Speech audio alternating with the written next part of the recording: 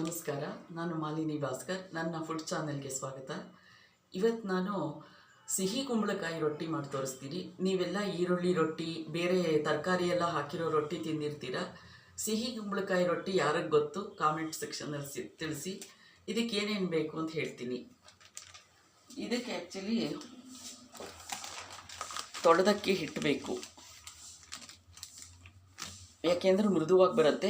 ಅಕಸ್ಮಾತ್ ತೊಳೆದಕ್ಕಿ ಹಿಟ್ಟಿಲ್ಲದೆ ಇದ್ದರೆ ಮಾಮೂಲಿ ಅಕ್ಕಿ ಹಿಟ್ಟಿಗೆ ನೀವು ಸ್ವಲ್ಪ ಉಗುರು ಬೆಚ್ಚಗೆ ನೀರು ಮಾಡಿಬಿಟ್ಟು ಕಲಿಸ್ಕೋಬೋದು. ತೊಳೆದಕ್ಕಿ ಹಿಟ್ಟಾದರೆ ಸ್ವಲ್ಪ ಮೃದು ಜಾಸ್ತಿ ಬರುತ್ತೆ. ಆಮೇಲೆ ಇದಕ್ಕೆ ಹಿಂಗೆ ಹಾಕೋಣ.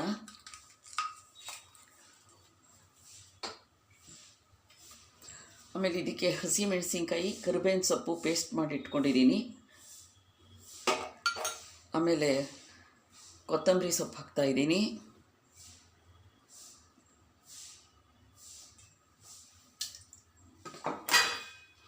ಆಮೇಲೆ ಇಷ್ಟು 1 ಪಾವ್ ಹಿಟ್ಟಿದೆ, ಅದಕ್ಕೆ ಆಲ್ಮೋಸ್ಟ್ 1 ಪಾವು 1/4 ಪಾವಷ್ಟು ಇದನ್ನು ಸಿಹಿ ಕುಂಬಳಕಾಯಿ ತುರಿ ಹಾಕೋಣ.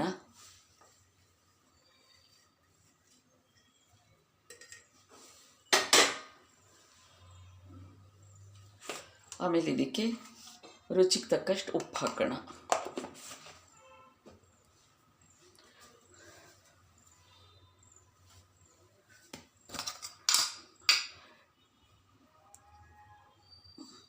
ತೆಂಗಿನಕಾಯಿ ಹಾಕ್ತಾಯಿದ್ದೀನಿ.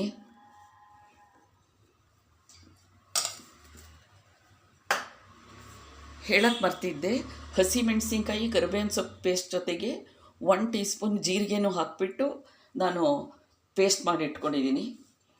ಈಗ ಕಲಸೋಣ ಇದನ್ನು.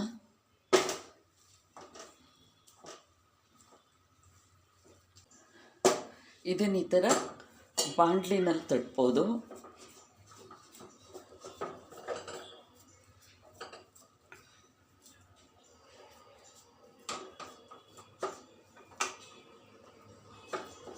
ಸ್ವಲ್ಪ ಜಾಸ್ತಿ ತೊಗೊಂಡೆ ಹಿಟ್ಟನ್ನು, ಅದಕ್ಕೆ ಸ್ವಲ್ಪ ತೆಳ್ಳಗೆ ತಟ್ಟೋಣ.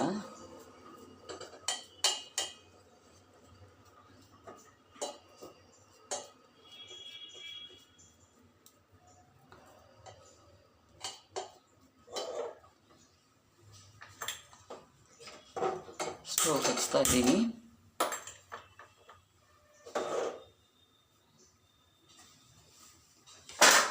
ಒಂದು ತಟ್ಟೆ ಮುಚ್ಚೋಣ. ಆಮೇಲೆ ಇನ್ನೂ ಒಂಥರ ಮಾಡ್ಬೋದು.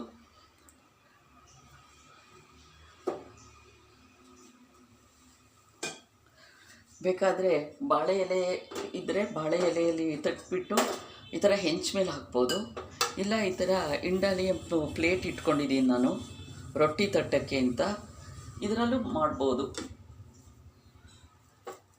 ಮುಂಚೆ ಎಣ್ಣೆ ಹಾಕಿ ಪಳಗಿಸಿಟ್ಕೊಂಡಿರಬೇಕು ವೀಕ್ಷಕರೇ, ಇಲ್ಲದೇ ಇದ್ದರೆ ಎದ್ದು ಬರಲ್ಲ.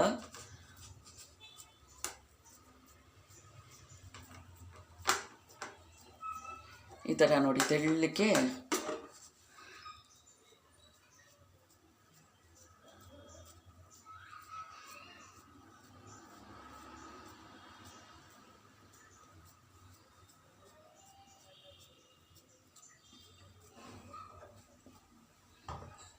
ಇದನ್ನು ಹೀಗೆ ಸ್ಟವ್ ಮೇಲೆ ಇಡ್ತೀನಿ.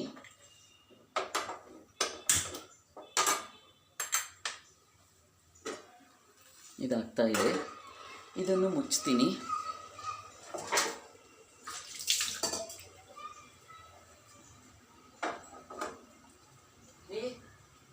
ತಟ್ಟೆ ತಗೊಂಡು ಬನ್ನಿ, ಅದಾದ ತಕ್ಷಣ ನಿಮ್ಮ ತಟ್ಟೆಗೆ ಹಾಕಿ ತೋರಿಸ್ತೀನಿ.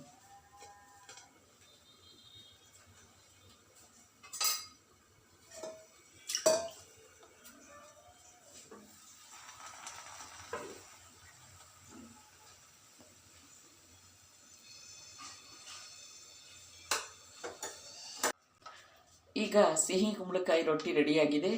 ತುಂಬ ರುಚಿಯಾಗಿರುತ್ತೆ.